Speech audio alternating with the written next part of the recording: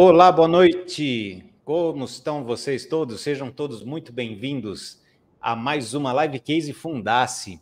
Hoje a gente vai falar de empreendedorismo e de coisas muito gostosas que esses empreendedores que eles fazem e vêm falar para a gente aqui. Eu tenho o prazer de receber hoje o Gustavo Sup Peralta e a Maria Cláudia Trombin Peralta. Eles são do Guques do Gu. O Gustavo é formado em Ciências da Computação e é consultor SAP. A Maria Cláudia é formada em Ciências Econômicas, mestre em Desenvolvimento Socioeconômico pela UFU e professora universitária. Essa Live Case é uma atividade do MBA USP em Gestão Estratégica e funciona basicamente assim. A gente faz essa transmissão ao vivo, os alunos do MBA participam, assistem e podem fazer perguntas. E a gente vai abordar, em metade da nossa live, a gente vai abordar a história empreendedora, vai contar um pouquinho do que trouxe os empreendedores até aqui. Depois a gente vai falar de um problema. Esse problema, ele está relacionado ao que os alunos têm estudado ao longo desse último módulo. Passado algum tempo dessa nossa live, os alunos reunidos em grupos, eles vão analisar esse problema, vão analisar as causas raiz desse problema e vão propor algumas soluções, analisando os pontos positivos e negativos dessas soluções, que é um micro trabalho de consultoria, justamente para pôr em prática o que eles viram. A gente vai abordar problemas e não vai abordar soluções, né? Então, se esses problemas que forem tratados eventualmente estão sendo resolvidos ou já foram resolvidos, a gente não vai falar, não vai dar spoiler, a gente só vai falar dos problemas. Então, eu quero que recebam com muito carinho os nossos convidados de hoje. Eles já estão aqui. Gustavo e Maria Cláudia, boa noite. Tudo bom? Boa noite, Fred. Boa noite, pessoal. Boa noite, pessoal. Prazer estar falando com vocês. Agradecer primeiramente aí ao Fred pelo convite. É muito bom a gente voltar aí, ainda que virtualmente, para a sala de aula, né? Então, eu e o Gustavo, Fred, eu fui professora universitária durante 20 anos e o Gustavo também esteve na docência aí por alguns anos. Então, sempre que a gente recebe convite, né, para falar um pouquinho da nossa história, da nossa marca, é com muita alegria que a gente aceita esse convite. Então, é um prazer enorme estar falando aí da nossa história com vocês aí. Que legal. E eu já quero deixar, então, o arroba aqui, Guques do Gu. Então, pessoal, quando terminar a nossa live, então vocês vão lá, confiram, mas não façam como eu, não vão na hora da fome, porque é complicado. A gente tem que ir depois de estar tranquilo, porque você vai na hora da fome lá, é difícil. Mas, enfim. Não, Fred, vamos deixar o pessoal ir na hora da fome mesmo, na hora da fome, que é o melhor horário para a gente vender, né? Tá certo, tá certo. Vamos de marketing, é isso aí. Bom, pessoal, eu acho que todo mundo deve estar curioso, em primeiro lugar, saber como vocês chegaram. A gente falou de docência, né? Você lecionou, o Gustavo trabalhando com consultoria. Como é que vocês chegaram aos cookies ou aos Guques? Conta pra gente essa história, o que trouxe vocês até aqui? Pode começar, você sabe mais a história do que eu. Bom, então é o seguinte, gente, a nossa história, né, como tantas outras histórias do empreendedorismo, ela surgiu meio que despretensiosamente, né? Então, assim, o Gustavo, nós somos casados aí há quase 20 anos e o Gustavo, desde sempre, manda muito bem na cozinha, né? Então, quando a gente era solteiro, ele que fazia aí os almoços, churrasco, hambúrguer das turmas, e isso continuou aí durante a fase de casamento, e eu falo que durante a fase de namoro, depois a gente casado, e eu falo que assim, quando as meninas nasceram, né, nós temos duas filhas, a Ana Laura, que tem 14 anos, e a Isabela, que tem 11 anos. Então, as meninas, elas serviram aí de uma inspiração e de um laboratório para o Gustavo aí criar delícias, né? Assim, o prazer do Gustavo, falo que a linguagem de amor do Gustavo é o servir. E ele serve com alimentação, né? Então, ele sempre foi daqueles que chegava sexta-feira à noite, queria fazer alguma coisa para agradar a família. Aí, a Ana Laura pediu uma coisa, a Isabela pediu outra coisa, eu pedi outra coisa, e ele fazia com o maior carinho aí tudo que a gente pedia. E aí, na verdade, os Guques, eles surgiram porque o Gustavo começou a fazer para as meninas levarem de lanche na escola. E aí, um belo dia, a gente estava aqui em casa, né? E aí tinha num churrasco, e tinha um grupo de amigos aqui, e aí a gente não tinha sobremesa. E aí o Gustavo falou assim, gente, tem os cookies que as meninas levam de lanche, vocês querem experimentar? Aí o povo, quero.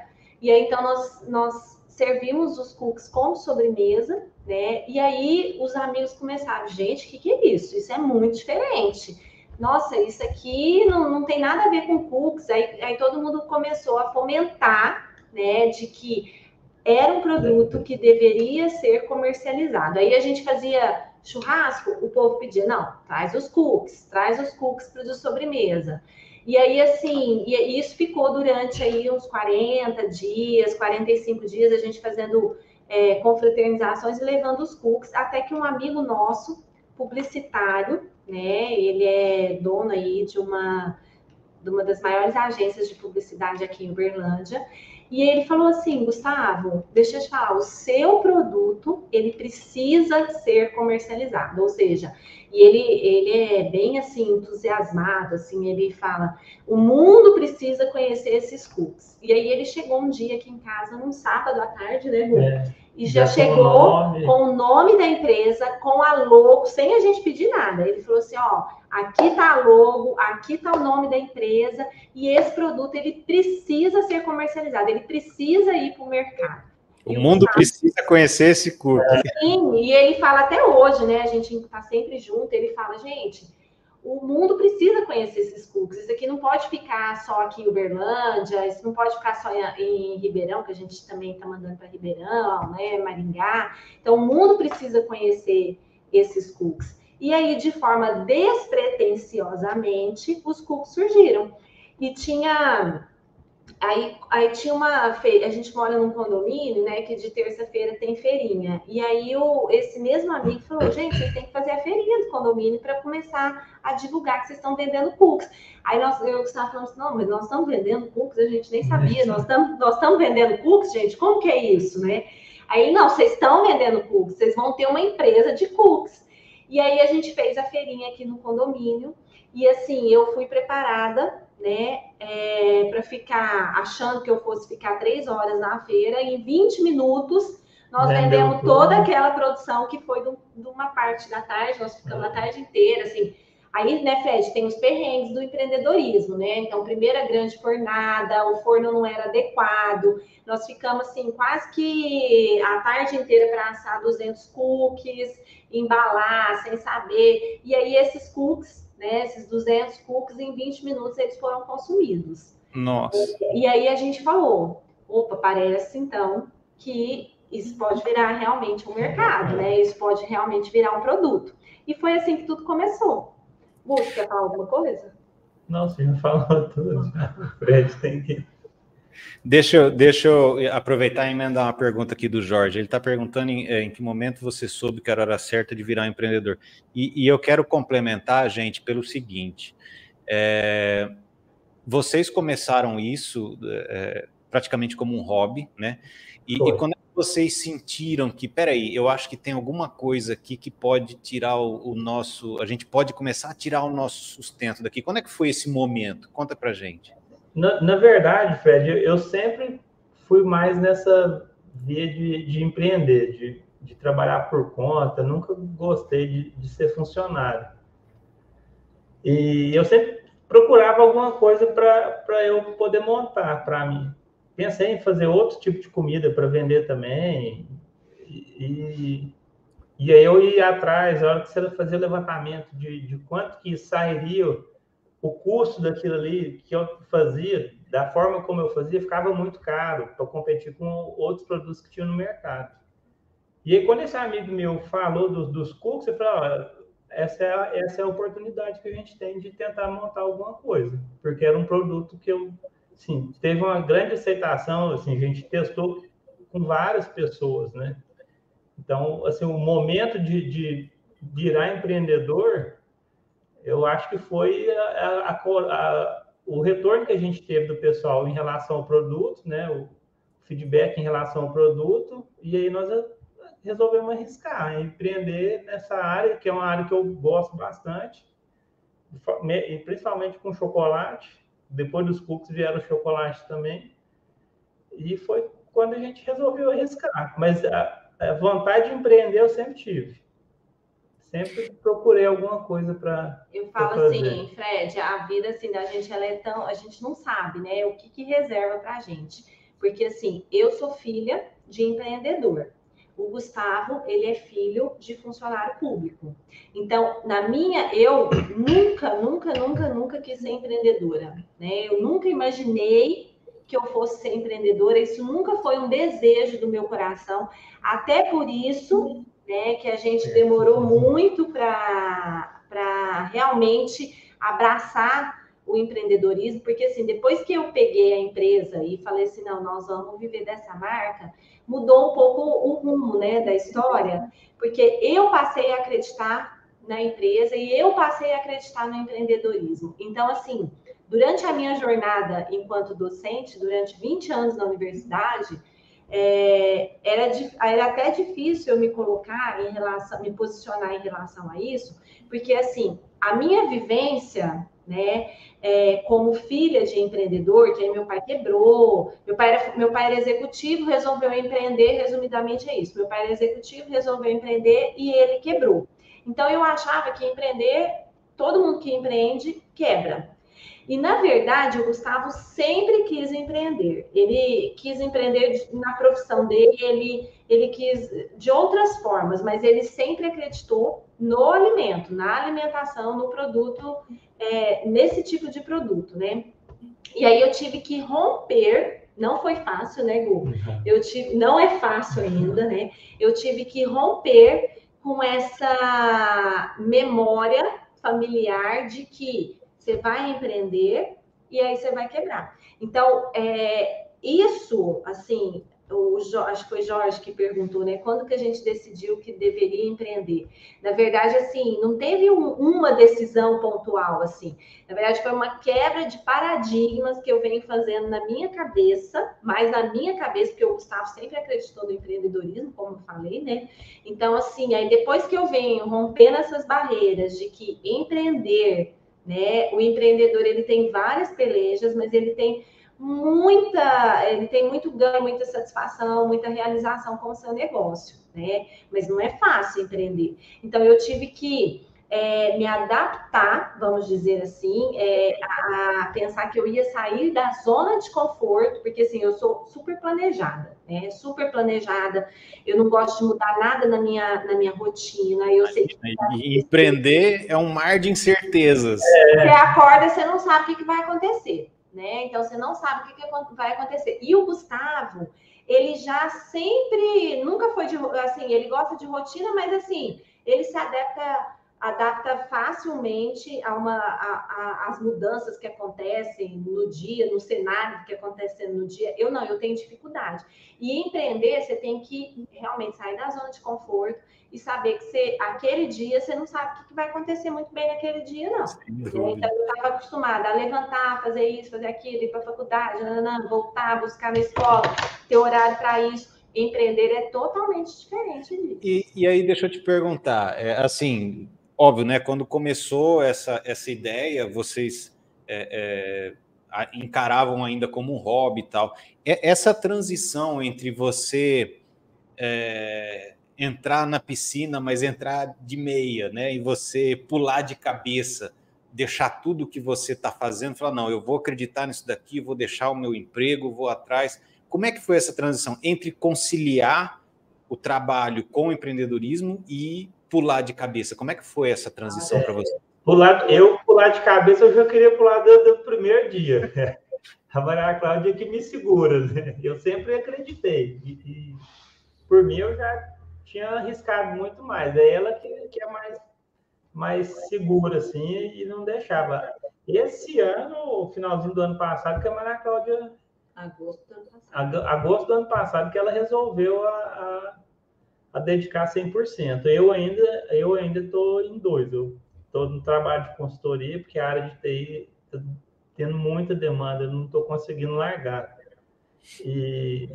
Mas eu teria que focar mais no é que é assim, né, Fred? Produção.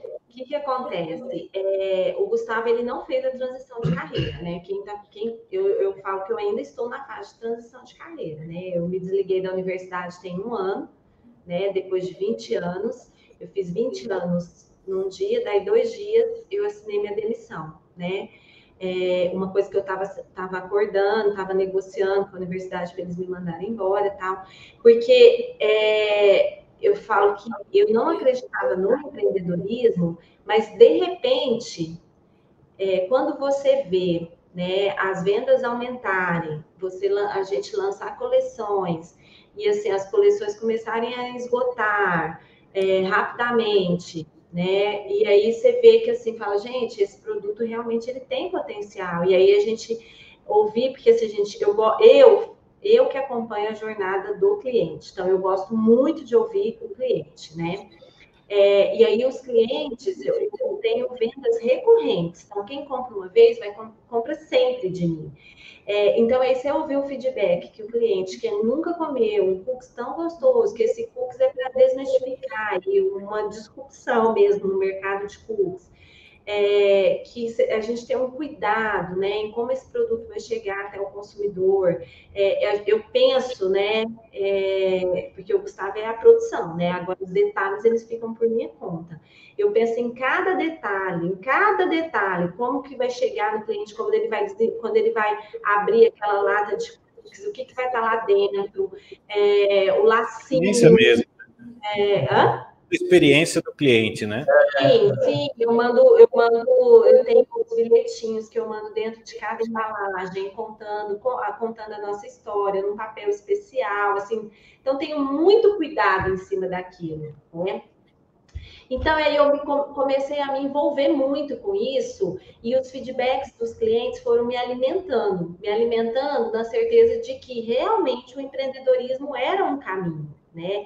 E também uma outra coisa, né, sabe, que foi determinante para a gente, é que aqui a gente está cercado de amigos que são empreendedores, né? Então, e amigos que estão sempre estimulando a gente, incentivando a gente, né? E assim, porque igual eu falei lá no começo, a vida do empreendedor não é fácil, né? Então, eu tive que romper uma barreira e pensar que é um dia de cada vez, né? Não tem um mês planejado, igual quando a gente recebe o seu salário, você tem um mês lá, você sabe quando você vai ganhar, é totalmente diferente. E aí, com os nossos amigos, né, que são empreendedores, nós temos amigos que são contadores, dono de pizzaria, dono de restaurante, de agência de publicidade, e aí eles foram fortalecendo essa ideia.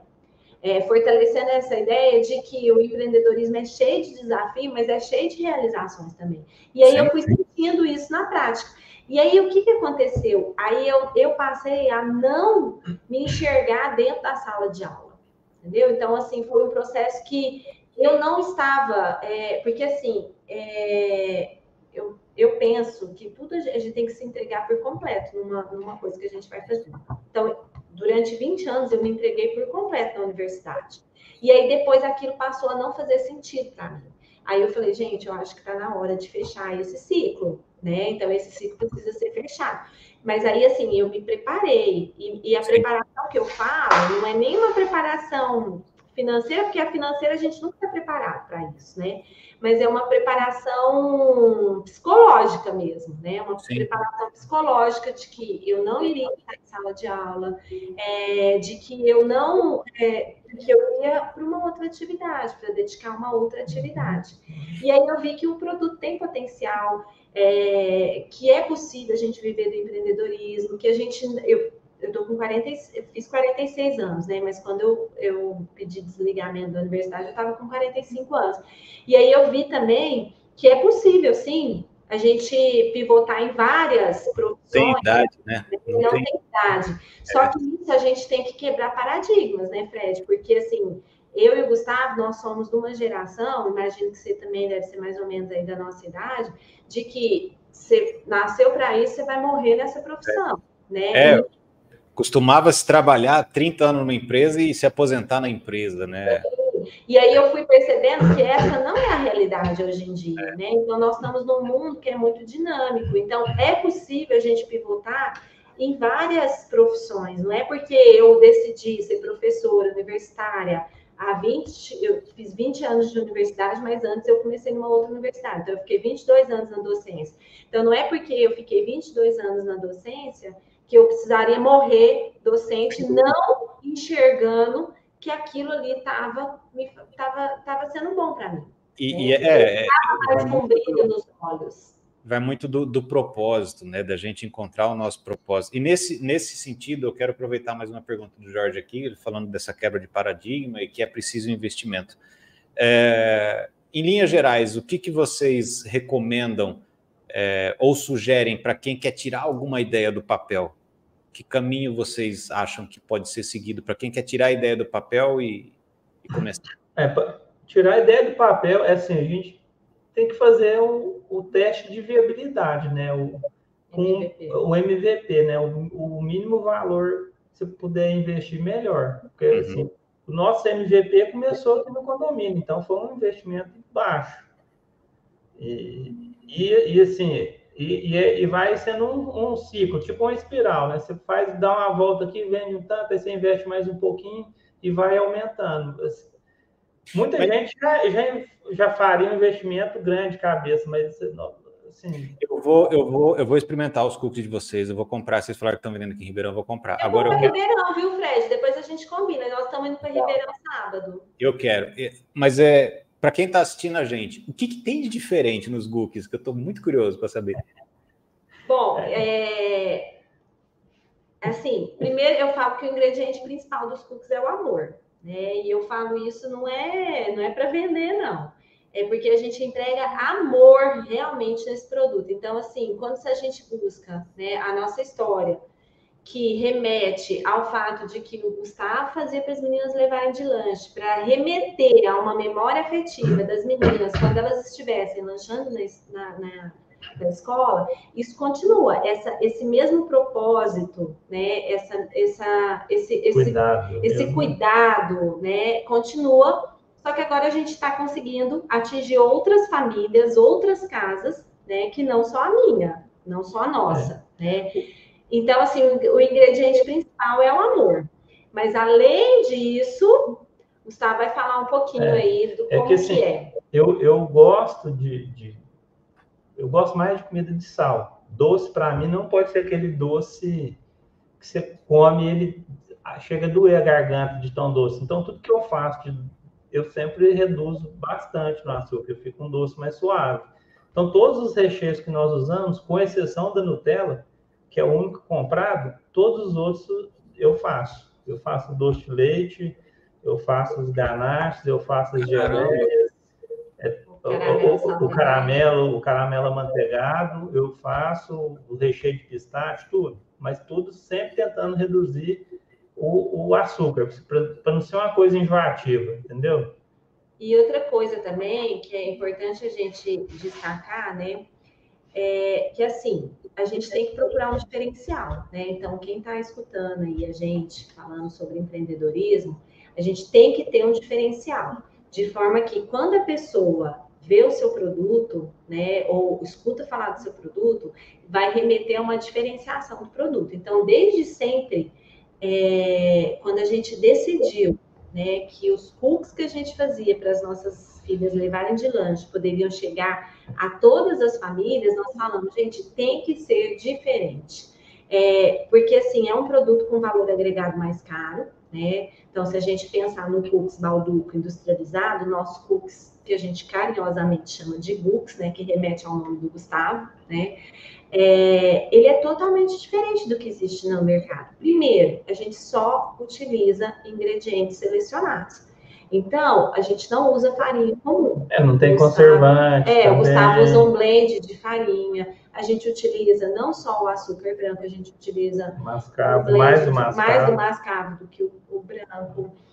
O Gustavo desenvolveu um jeito diferente para que os cookies pudessem ser recheados e não são gotas de chocolates. Então, em qualquer cookies que você for comer, vocês vão perceber, são gotas de chocolate colocada na massa. Os nossos não são assim. Nossa, ele vai é como se fosse uma trufa o recheio. uma trufa de chocolate. Então, aí lá dentro dessa trufa tem o recheio do que é. Então, a pessoa escolhe Nutella, a Nutella vai dentro de uma trufa. E a Nutella é o único ingrediente contado. Então, por exemplo, a pessoa...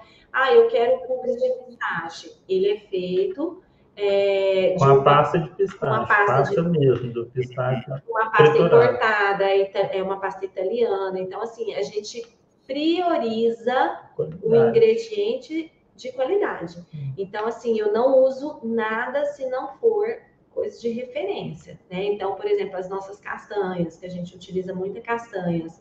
Então, as castanhas, elas são selecionadas, elas são torradas, eu utilizo só castanhas nobres. Então, a gente tem um cuidado, né, para que o produto seja utilizado, um produto de qualidade. Porque a gente sempre busca a diferenciação. O nosso alvo em qualquer produto que a gente lança é a diferenciação. Por exemplo, quem está assistindo aí tem certeza que nunca experimentou um cookies de romã com damasco.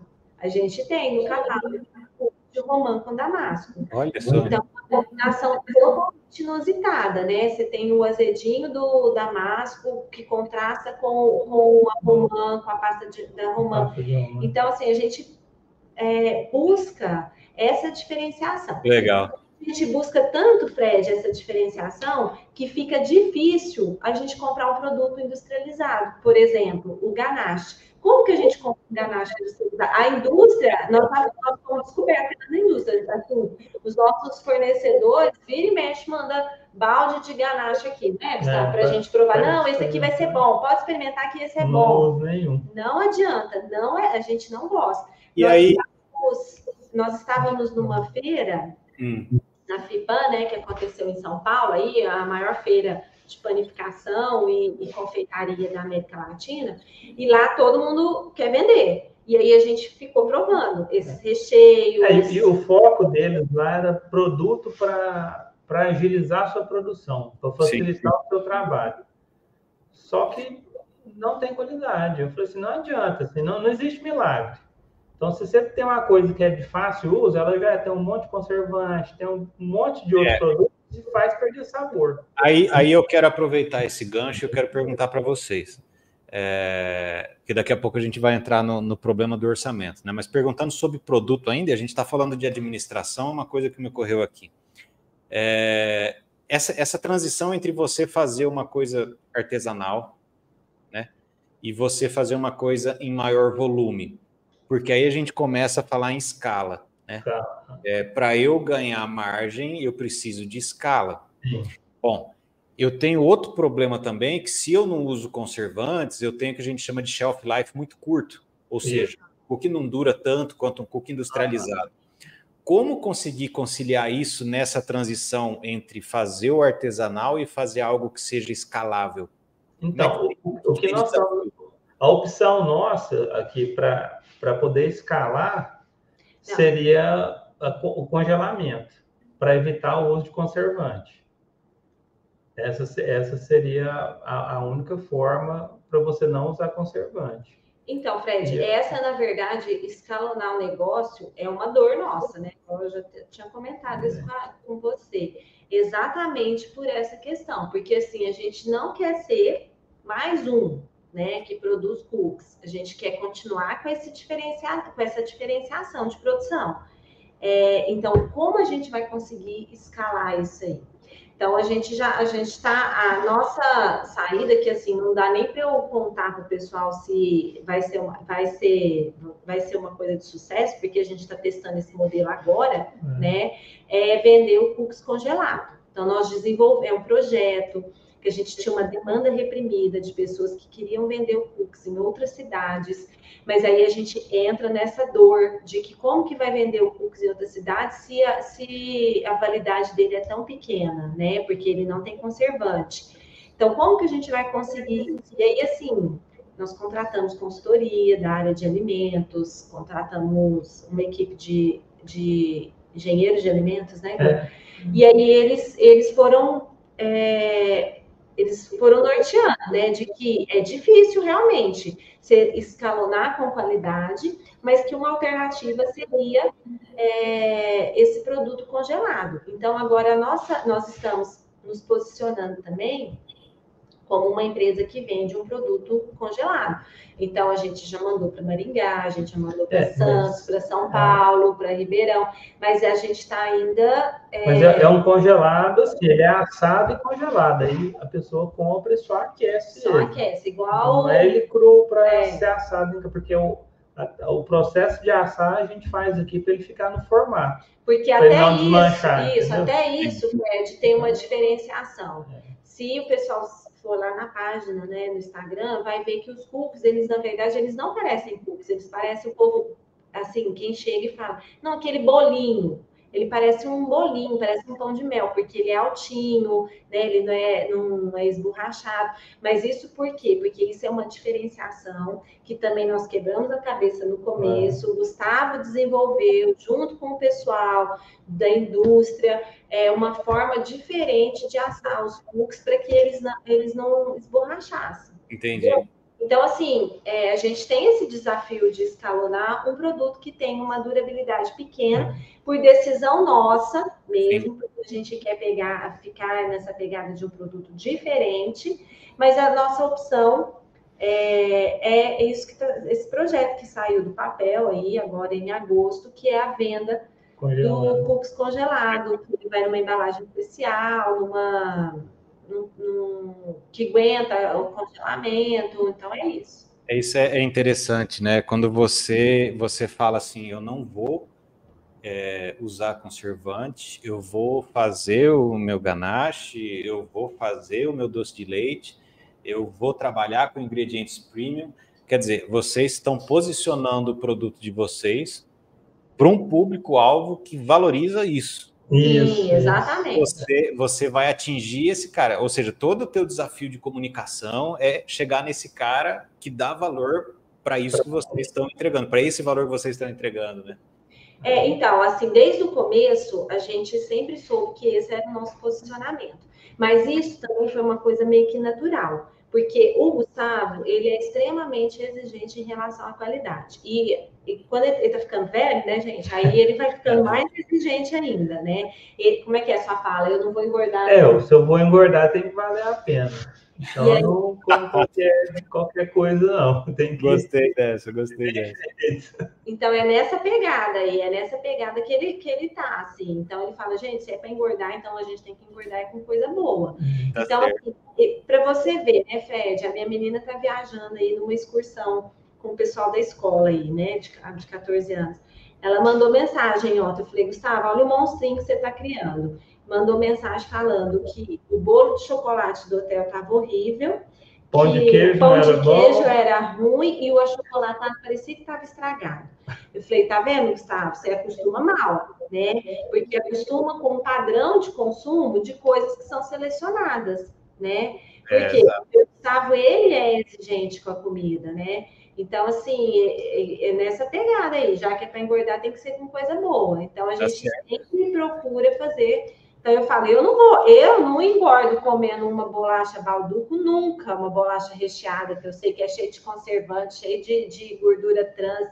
Eu não, sim, então eu prefiro, na nossa idade aí, eu prefiro muito mais comer um produto que seja artesanal, como um cookies. Assim, caloria por caloria, os dois vão ter, entendeu? Sim. Só que um não faz mal igual o outro, com os conservantes, com essas gorduras ruins. Perfeito. Deixa eu aproveitar aqui, eu vou misturar duas perguntas que eu acho que elas fazem sentido aqui. O Tiago, ele pergunta se vocês encontraram dificuldades na distribuição dos cookies, e eu quero acrescentar a pergunta do Anderson aqui sobre filiais, se vocês pensaram em abrir filiais, porque na realidade, assim, poxa, se eu tenho dificuldade para distribuição, será que a filial pode ser um caminho para chegar nisso?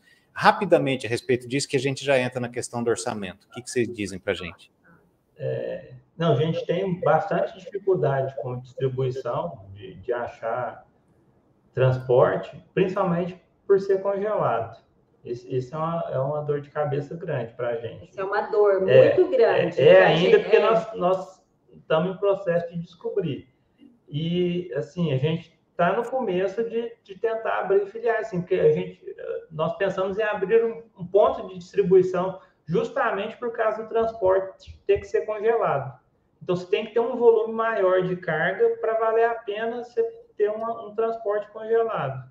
Então, aí você teria que concentrar isso num lugar, essa distribuição, né? Então, seria, o que o nosso foco é esse, é de arrumar distribuidores em regiões para, dali, mais próximo, a pessoa conseguir vender. E não precisa ser um transporte congelado, né? Porque mesmo que você tire ele do congelamento e põe no isopor, alguma coisa para transportar, esse pouco período ali que ele pode até chegar a descongelar, se ele congelar de novo, não tem problema. Uhum. Eu já fiz testes aqui que eu descongelei e congelei ele umas 6 vezes. Depois que eu aqueci e comi, ele estava normal. Não muda ele. Assim, porque já é um produto pronto e ele não estraga fácil. Porque ele está na embalagem apropriada. Nós fizemos muitos testes com muitas embalagens, igual eu falei, a gente começou a testar isso no começo de janeiro, né? Nós chegamos no resultado final agora em agosto. Então, nós fizemos muitos testes com embalagens, principalmente, que garantem, junto com o pessoal da consultoria, né, de alimentos, que garantem aí uma durabilidade maior do produto por conta da embalagem, mas não por conta do uso de conservante, mas por conta da embalagem. Mas, assim, gargalo, desafio na distribuição, a gente encontra ainda, nós não temos ainda a solução para os nossos problemas, para o problema da distribuição dos cookies. Eu acho que a distribuição vai resolver o dia que você tiver um volume muito grande. Tipo, você pega uma carga de um caminhão, aí é mais tranquilo de você conseguir. E um passo que seria natural disso também, que eu já trago a pergunta do Jorge, franquear. O Gustavo, desde o começo, quis franquear. Eu tinha ideia de franquear o que a Maria Cláudia, o serviço que a Maria Cláudia faz, que é esse de presente. Deixa eu só comentar um pouquinho, que isso a gente não comentou, é até importante, porque assim, o que acontece? Igual eu falei, os Google surgiram despretensiosamente, então a gente foi testando o que o mercado queria, né? E aí o mercado veio pedindo presente. Não, eu quero dar cookies de presente. Eu falei assim, gente, eu vou abraçar essa causa. E aí eu lembro certinho, né? Quando foi o nosso primeiro Dia das Mães. Eu não tinha embalagem apropriada e o povo pedindo cookies para dar de Dia das Mães, há 3 anos atrás, né? Falava, gente, mas como assim? O povo quer dar cookies de presente, eu nem tenho embalagem. Aí eu pensei, gente, isso aqui pode ser um mercado de presentes. E aí, assim, a gente vende o cookies, mas na verdade eu estou vendendo um serviço, porque olha como funciona hoje. A pessoa entra no Instagram, pega o telefone lá dos cookies e fala, Maria Cláudia, eu tenho um aniversário hoje, o que você tem para dar de presente? Aí eu vendo que isso, um potencial mercado para isso, eu desenvolvi a linha, por exemplo, de parabéns. Então, eu tenho uma linha de chocolate, de cookies, que a pessoa vai, compra e é de parabéns. Aí, então, a pessoa me liga e eu quero dar um presente de parabéns. Mas eu não tô em Uberlândia. Tem como você mandar uma caixinha de 4 cookies de parabéns, escrever um bilhetinho para minha amiga que está fazendo aniversário aí? Fala, não, tem. E aí você pede para o seu entregador entregar? Não, beleza. Aí eu escrevo o bilhetinho, chega lá no cliente. Mas então, o que eu percebi? As pessoas passaram a comprar muito para presente. Aí eu pensei assim, isso foi o ano passado que eu tive ano retrasado começou e o ano passado eu falei assim, eu vou entrar 2022, e já tem um pouco a ver até com o orçamento, né? Com a meta de fazer 22 datas comemorativas. 2022, 22 datas comemorativas. Aí chegou no final do ano, eu consegui fazer 22 datas comemorativas. Agora, 2023, a minha meta é fazer 23 datas comemorativas. Eu vou chegar no final do ano, de acordo aqui com a minha previsão aqui, vou fazer 23 datas comemorativas. Por quê? Porque eu entendi que o mercado, ele está disposto, ele aceita, né, você presentear com esse tipo de produto. Né? Então, basta... Isso, gente, aconteceu eu testando o mercado. Então, por exemplo, o povo faz Dia das Mães, Dia dos Namorados, Natal, Páscoa. Eu pensei, gente, tem muita data comercial. Aí eu comecei a investigar. Então, por exemplo, o mês passado era Dia do Irmão. Eu fiz Dia do Irmão, eu vendi Dia do Irmão. 2 semanas atrás era Dia do Tio. Aí você pensa, gente, mas o povo compra? O povo compra. Se tiver disponível, você corta, o povo compra. Legal.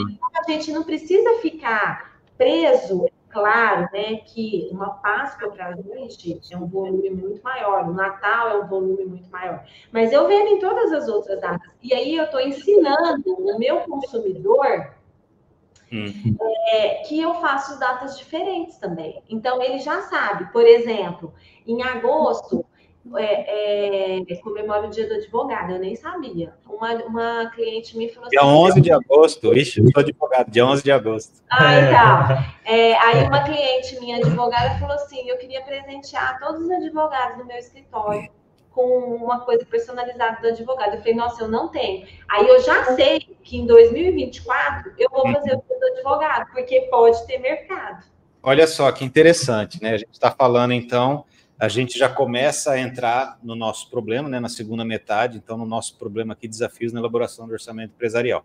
Bom, quando eu falo que vocês não estão vendendo um doce, estão vendendo um presente, o interessante é que vocês começam a competir com outros presentes, né? A pessoa, sei lá, antigamente a gente falava dar um CD, hoje em dia ninguém mais dá um CD, mas sei lá, eu vou dar um perfuminho ou posso dar um cookie. Quer dizer, então eu estou concorrendo não com doces mais, mas eu estou concorrendo com outros presentes. Esse é um ponto interessante. Mas vamos lá. Então a gente vai falar de desafios na elaboração do orçamento empresarial. Antes de entrar exatamente no desafios, eu quero aproveitar esse gancho que vocês deram aqui e perguntar se é algo que facilita o fato de você prever que vai ter X eventos no ano seguinte, é algo que facilita vocês fazerem o orçamento, primeiro ponto. E segundo, vocês ao longo do tempo vão conseguindo analisar uma sazonalidade, olha, eu vendo mais nesse período, eu vendo menos nesse. Isso é algo que facilita elaborar o orçamento empresarial e depois a gente entra nos problemas. Isso facilita ou não? Sim, com certeza. Então é assim, ó, qual que é a nossa realidade hoje, né, Fred? Falando bem sinceramente aí. Quando a gente decidiu meio que de forma meio que sem pensar, né, se posicionar como uma marca de presentes, porque assim, eu falo que hoje a gente vende muito mais que cookies e chocolates, eu vendo presentes. Só que o presente, ele é muito sazonal, né? E isso é um desafio, aí é uma dor nossa. Então, quando a gente vai construir lá, assim, ainda que de forma limitada, porque assim, eu quero deixar bem claro aí para os alunos aqui do MBA, que nós estamos crescendo, nós não temos nada pronto, nós estamos aprendendo a cada dia, a cada data, porque os cookies não é recém-nascido, mas é uma criança, né? Tem apenas 4 anos. Então, nós estamos aprendendo com as dores. À medida que dói em alguma área, você corre, começa a prestar atenção e tenta resolver aquele problema. Nós estamos num processo, não tem nada construído aqui, né? Nós estamos num processo, numa aprendizagem, né? E aí, quando a gente se posiciona como uma marca de presentes, quando a gente vai fazer o orçamento empresarial nosso, né? A gente sabe que a principal data, disparadamente, é a Páscoa. Né? Para a gente, a principal data é a Páscoa. Então, por exemplo, a gente coloca no papel, né? A gente faz uma previsão de demanda, o que também, Fred, é uma coisa muito difícil. Então, falando de orçamento aqui, para a gente que é uma empresa pequena, né? Se fazer uma previsão de orçamento é muito complicado. Por que é complicado? Porque, assim, os dados históricos, né? Porque você faz previsão de orçamento utilizando dados históricos do passado. Os dados históricos, né? Eles são limitados. E aí, isso dificulta a gente fazer uma previsão de receitas e despesas. A gente tem um norte. Então, hoje, depois de 4 anos, eu sei que as datas que eu mais vendo são Páscoa em primeiro lugar, Natal em segundo lugar e Dia das Mães em terceiro lugar. São as principais datas. Mas, assim, os dados históricos, para eu comparar, eles são meio que fracos, vamos dizer assim, porque a previsão, né, a possibilidade de fazer um orçamento robusto, igual as grandes empresas fazem, isso é praticamente impossível. Então, a gente faz uma coisa meio que subjetiva, né? Mesmo porque, igual eu estava te falando, Fred, eu tenho dificuldade, né, em lidar aí com indicadores financeiros. Isso também é um outro problema para a gente fazer um orçamento empresarial, né? Lidar com esses indicadores financeiros é complicado, né? E o fato da gente não ter um histórico financeiro, e assim, como surgiu de forma despretensiosamente e a gente não tem, olha que a pessoa é da área de TI, e a gente não utiliza um software. A gente está usando, é a casa de ferreiro. Então, exatamente. Então, e você vê, uma economista que não sabe fazer conta. Então, assim, a gente aprende muito na prática e aprende muito no dia a dia, né? Então, assim, um software, por exemplo, resolveria grande parte do nosso problema em algumas áreas, mas também traz outras dificuldades para a gente, por exemplo, alimentar estoque por meio do software. Então, tem outras complicações também. Sem dúvida. Falta braço para fazer, alimentar. A gente tem algum controle, né? Fiz planilha Excel, então eu controlo a venda e o estoque do que a gente produziu, mas, por exemplo, não tem controle de estoque de insumo. Mas vocês não estão, apesar de serem pequenos, infelizmente, vocês não estão distantes de muita empresa, até posso dizer, de médio porte, cara. É algo realmente difícil, esse controle é algo difícil. Só recapitulando, então, a gente falou aqui de algumas dificuldades, né, alguns desafios em se elaborar o orçamento. Vocês falaram na falta de dados precisos e falaram na complexidade de lidar com eles, com esses dados. Eu quero perguntar também outro item, se é uma dificuldade para vocês. A gente está falando em orçamento, então, assim, poxa, orçamento, eu vou fazer uma previsão futura, né, de meses ou até de um ano inteiro. Como é que funciona o impacto da variação dos insumos que vocês usam, dos produtos alimentícios no cálculo? Isso varia muito? Como é que é esse impacto? Então, esse também foi um grande problema, viu, Fred, para a gente. E eu falo assim, nós começamos a pensar fazer a gestão mais profissional dos books de meados do ano passado para cá, né, Gustavo? Porque antes a gente fazia uma coisa bem superficial, assim. Hoje a gente, claro, eu não estou munida de um software, assim, mas assim, a gente tem um controle pelo Excel e tal. Mas o que aconteceu? O que eu achei que foi assim, acabou prejudicando, assim, eu não quero falar de partido político, mas o cenário político, ele interferiu muito na tomada de decisões nossa, né? Porque nós vivemos o ano passado um cenário político totalmente conturbado, e aí o desfecho disso a gente está vivenciando aí na prática, né? Um cenário que não é nada, vamos dizer assim... Essa é incerteza, né? Assim, a gente não sabe se investe muito. Eu tenho percebido que os insumos estão subindo, está variando muito. Até no nosso começo a variação era muito baixa, então não era problema. Eu conseguia manter o preço por um ano. Agora eu acho que já vai ficar difícil, porque está subindo. A cada compra que eu faço, o preço é outro, né? Então e aí, certeza.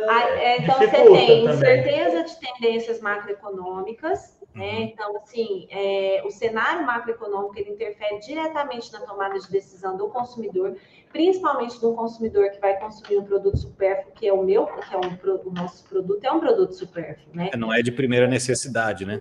Não, de jeito nenhum. Então, é um produto considerado supérfluo. Mesmo a gente se posicionando né, como uma marca premium, mesmo a gente se posicionando para uma determinada classe social, né, mesmo assim a gente sabe que o cenário macroeconômico ele interfere nesse processo de tomada de decisão do consumidor, né? E se você pensar, por exemplo, eu vendo muito corporativo, né? O que eu percebi também? As empresas também estão deixando de fazer, de presentear, né, na questão do presente, de presentear, né, na questão do corporativo. Por quê? Porque elas estão vivendo um momento de incerteza. E no momento de incerteza, igual eu falava para os meus alunos, né? No momento de incerteza, você faz o quê? Você retrai. Você não vai sair consumindo, gastando, né?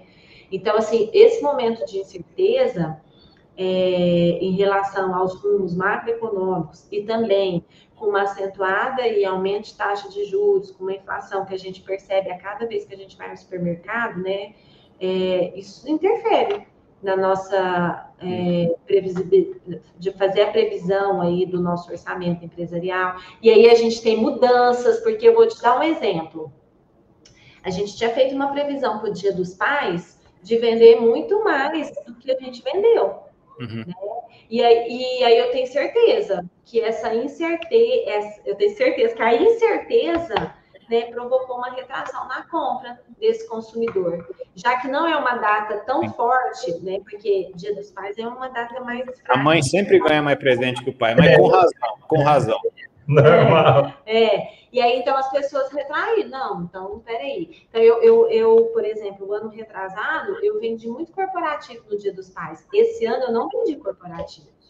Não vendi nada de corporativo no Dia dos Pais. Por quê? Porque é num momento de incerteza, de instabilidade, em termos de preço, né, processo inflacionário aí, isso com certeza interfere nessa tomada de decisão que torna ainda mais complexo. E é uma coisa que nós não temos nem noção de como prever essa variação no orçamento.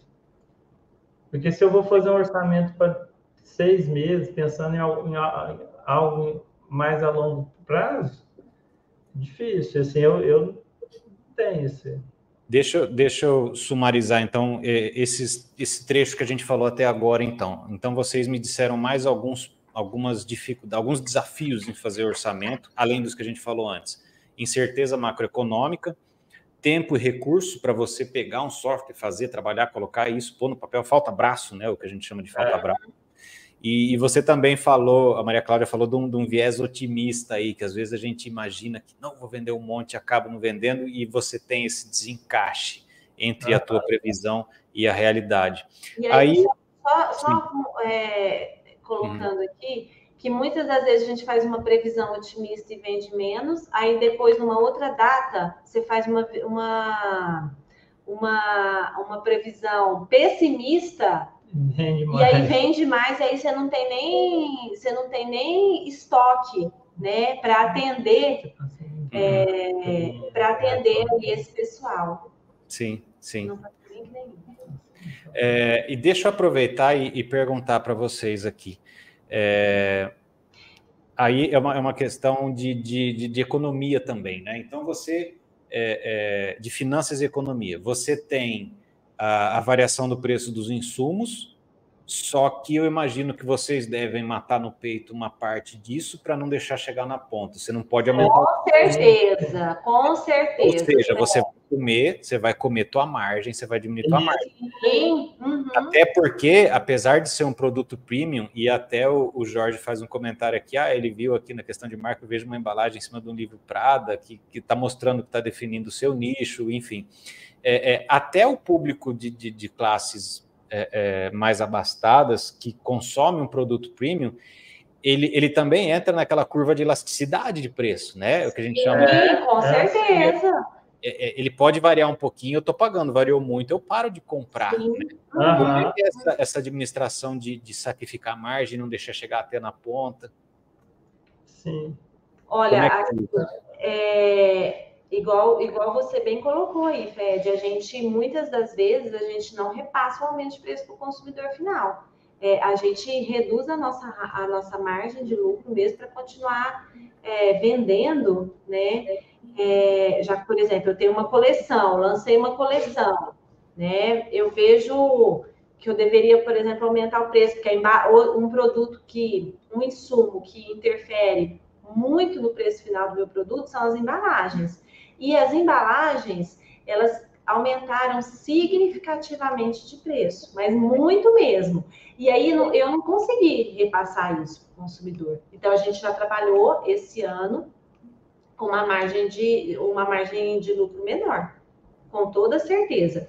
E uma outra coisa que eu também queria destacar, Fred, que é em relação a esse desafio no nosso orçamento empresarial, é um fluxo de caixa irregular, né? Porque assim, eu detectei aí que existe uma demanda, né, para presentes da forma como a gente vende, só que presente é uma coisa muito sazonal. E pelo fato de ser sazonal, isso interfere no fluxo de caixa irregular, né? Então você tem flutuações no fluxo de caixa, o que dificulta você estimar aí receitas e despesas. Isso aí, Fred, é uma das coisas, é um grande desafio para nós. Porque, tipo assim, eu vendo muito no Natal. Agora a gente vai vender muito no Natal. A gente vende muito na Páscoa. A gente vende muito no Dia das Mães. Mas a empresa não se mantém vendendo muito, né, em 3 datas. Sim. Né? Então, assim, o fluxo de caixa, ele fica muito instável. E isso é um problema na hora da gente fazer um orçamento empresarial para tomada de decisões futuras. Sim. Né? Aproveitar e colar uma pergunta aqui do Jorge. Ele pergunta aqui se vocês já pensaram em criar algum outro tipo de produto. Talvez, eu acrescentaria aí, talvez para cobrir essa sazonalidade, vamos pensar numa sorveteria que faça alguma coisa diferente de sorvete quando está muito frio e cai o consumo. Vocês pensaram já em criar um segundo tipo de produto? Uma segunda linha? O povo pede, viu, Fred? O povo pede segunda linha, mas a gente não quer ir para essa área. O que a gente tem em mente é que no futuro, né, se Deus quiser, isso vai ser possível, a gente ir para a linha de produtos que sejam produtos funcionais. Mais para a área, tipo, criar... Porque, assim, chocolate funcional. Chocolate que, ao invés do chocolate você usar leite, fazer um chocolate com whey protein no lugar do leite. Entendeu? Sem açúcar, algo nesse sentido. Além de ser gostoso e não fazer mal, ele faz bem, né? Isso. Porque aí você cria, né, na nossa cabeça, né, você cria uma dependência do consumidor em relação àquele produto, porque ele sabe que ele vai comer uma coisa que é gostosa e que não vai fazer mal para a saúde dele, né? Então, hoje, né, cada vez mais as pessoas estão buscando esses tipos de alimentos funcionais e que não trazem culpa no consumo, né? Igual a gente falou, não, é bom, a gente vai escolher o que a gente vai consumir, né? Já que engorda de qualquer jeito, vamos consumir o que é bom. Beleza, mas tem gente que não consome porque engorda. Interessante. Isso é um outro público de mercado, né? Então, se você partir para a linha de produtos que são funcionais, então, por exemplo, a gente tem muita procura, né? As pessoas perguntam, qual produto seu que não tem glúten, né? Qual produto seu que não tem... Você tem chocolate zero açúcar? Você tem sem lactose? Então, é um nicho de mercado que a gente pretende explorar. Então, assim, para diluir, igual a gente está falando do fluxo de caixa, né? Olha, eu mesmo dando a solução aqui, Fred. Para diluir o fluxo de caixa, a gente vê que uma das saídas seria, por exemplo, essa linha funcional. Só que aí volta naquela coisa que a gente falou lá atrás, falta braço. Sim. Falta braço, porque você tem que ter uma equipe para desenvolver o produto, tal. É que a equipe aqui de desenvolvimento de produto é formada pelo Gustavo.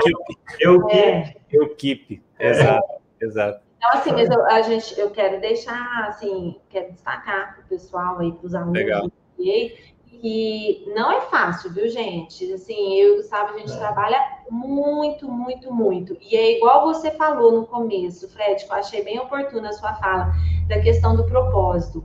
Se a gente não entender o nosso propósito, a gente não consegue abrir mão de estar com a família, né, de abrir mão, de estar com convívio com os amigos, de fazer viagem, de estar em churrasco, que na economia, né, Fred, a gente chama de custo de oportunidade, né?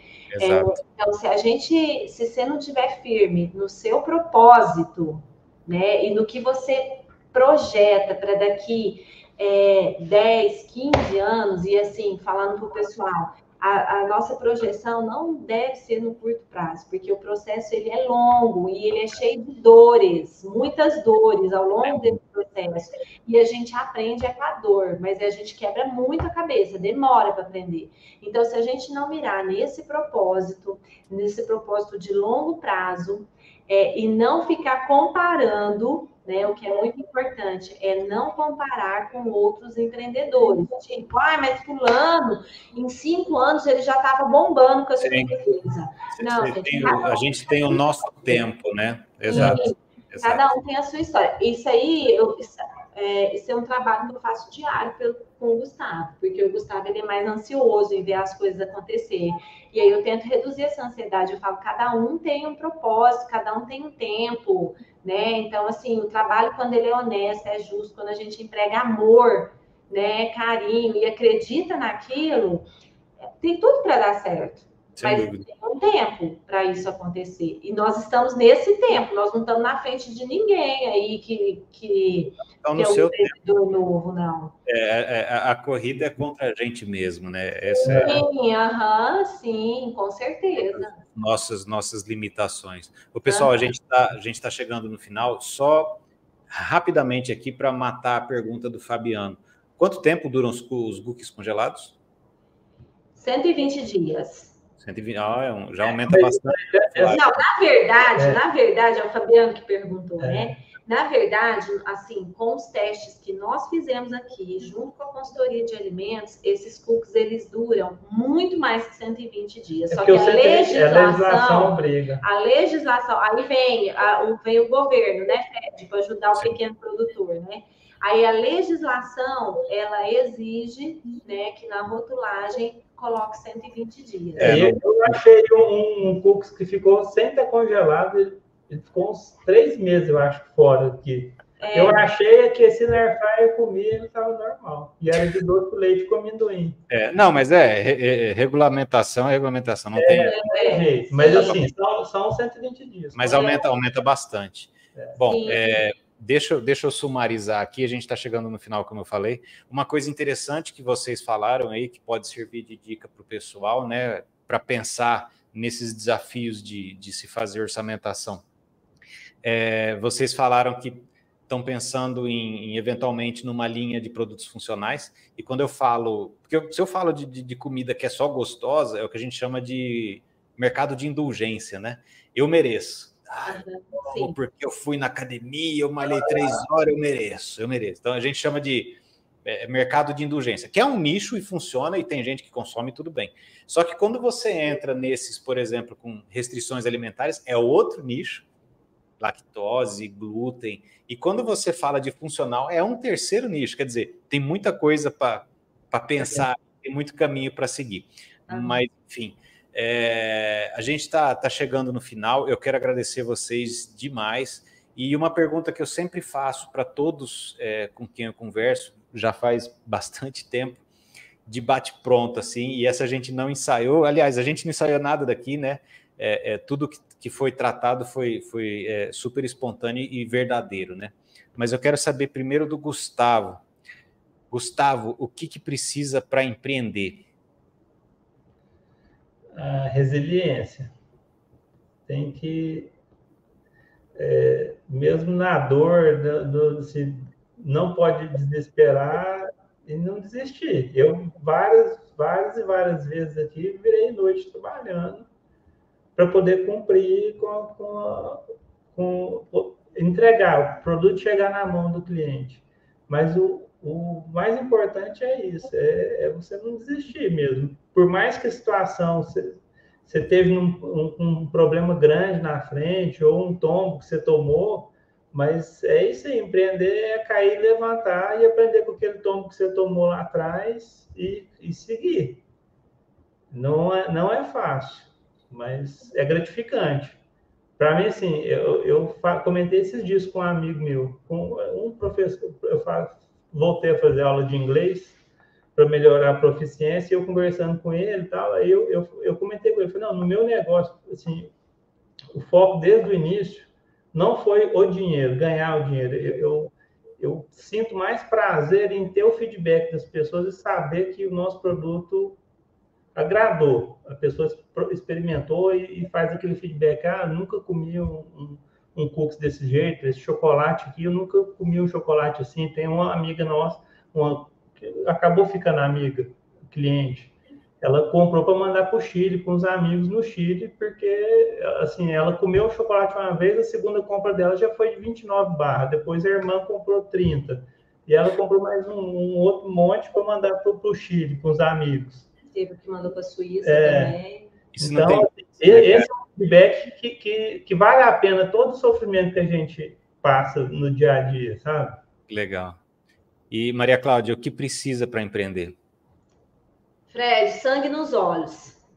O que precisa é sangue nos olhos, viu? Você tem que, assim, estar disposto, né? Eu falo, igual eu comentei no começo, né, da apresentação aqui, eu não acreditava no empreendedorismo.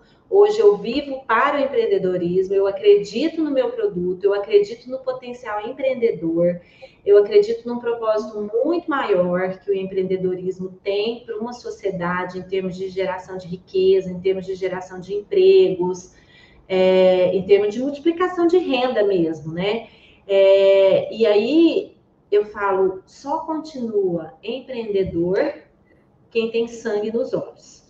Porque, assim, a vontade de desistir, ela acontece diariamente. Diariamente. A cada dor. Porque, assim, a gente resolve problema diariamente. O Gustavo, ele é da área de TI, ele tá super acostumado a resolver problema. Eu tô me acostumando a resolver problema, né? Porque eu, como professora universitária, eu não tinha essa concepção de resolver problema. O Gustavo resolve problema o dia inteiro, né? Mas, assim, esse propósito muito maior do empreendedorismo, o Gustavo tem essa questão da pessoa comer um produto gostoso, dar esse feedback, isso também, essa jornada também é importante para mim. Mas, assim, o que me deixa mais com sangue nos olhos é o propósito de empreender mesmo, em termos, eu como economista, né, em termos de um propósito muito maior de geração de renda, de você pensar que você está atingindo outras famílias, né, que o seu trabalho gera emprego para outras famílias. Então, assim, você tem uma cadeia. Então, por exemplo, eu tenho um entregador terceirizado, né? Muitas das vezes, as entregas que eu vou fazer, os meus clientes, elas estão no meio do caminho, onde muitas das vezes eu vou passar por aquele caminho, né? Aí eu falo, gente, não, eu não vou entregar isso, porque eu vou falar chama Breno, né? Eu vou falar pro Breno entregar, porque, assim, esse dinheiro vai ser pro Breno. Então, assim, eu tô gerando renda para outra pessoa. Então, isso me move muito. Eu tenho muito isso comigo, né? Um propósito muito maior aqui de geração de riqueza, de geração de renda, e você poder multiplicar isso e não ficar só dentro da minha família, né? Mas, para isso, Fred, o empreendedor, ele tem que ter muito sangue nos olhos, né? Muito sangue de olhos, muita vontade, e ele tem que acreditar demais no seu produto. Então, por isso que eu falei, a gente tem que oferecer algo diferente para o nosso cliente, porque acreditando no nosso produto, esse propósito ele fica mais leve, ele fica mais fácil de ser tratado aí, de ser trabalhado. Perfeito. Bom, pessoal, a gente chegou ao final, o nosso tempo encerrou, infelizmente. Então, eu quero agradecer Gustavo, Maria Cláudia, muito obrigado por vocês virem aqui, abrirem literalmente a cozinha de vocês, compartilhar com a gente.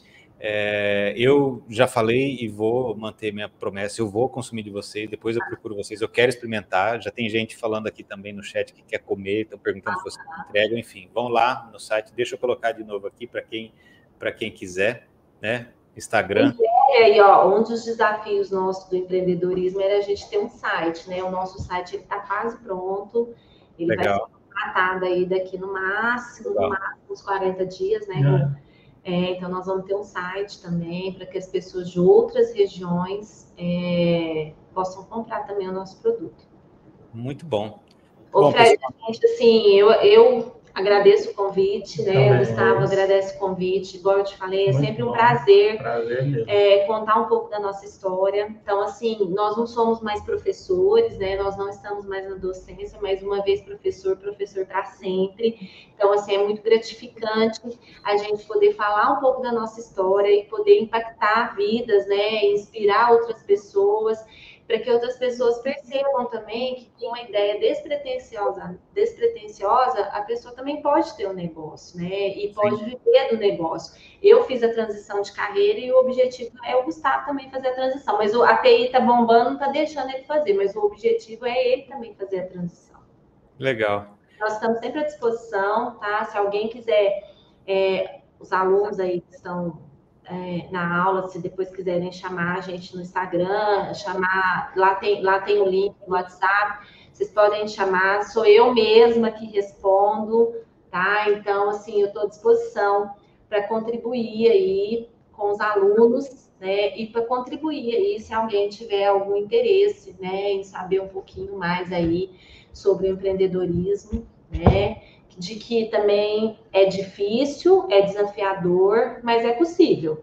É possível quando a gente enxerga um propósito maior nessa atividade. Perfeito. Pessoal, então, muito obrigado de novo por vocês aqui abrir o coração de vocês. Obrigado a todos vocês que ficaram conosco até agora. Eu quero lembrar que essa é uma live case Fundace USP, é uma atividade do MBA USP em Gestão Estratégica. E, como a gente falou no início, o pessoal que está assistindo vai analisar as causas raízes do problema, que é a orçamentação empresarial, vão propor soluções e o melhor trabalho, o que for escolhido o melhor trabalho, vai ser encaminhado para vocês depois, a gente bate uma bolinha com relação a isso. Pessoal, muito obrigado a vocês todos, então, e fiquem conosco até a próxima. Acompanhem sempre aqui no link no YouTube da Fundace, que você vai ter acesso às live cases e todos os eventos que vão acontecendo por aí. Pessoal, muito obrigado, então. Obrigada, boa noite, pessoal. Até mais. Tchau, Fred.